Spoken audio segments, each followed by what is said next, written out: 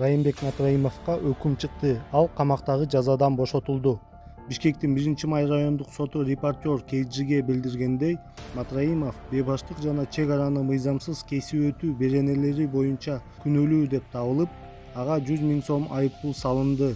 Соттон белгилешкендей, Матраимов күнөөсүн мойнуна алуу тууралуу макулдашуу түзүп, келтирилген материалдык зыянды төлөгөндүктөн мыйзамга ылайык ага эркинен ажыратуу жазасы берилген эмес.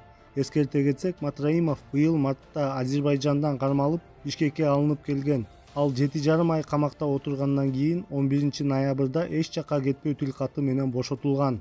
УКМКнын төрагасы Камчыбек Ташиев Матраимов мамлекетке $200 миллион төлөп камактан бошотулганын билдирген. Башында Матраимов адамды эркиндигинен ажыратуу жана кылмыштуу кирешелерди адалдоо беренелери боюнча шектелип жаткан.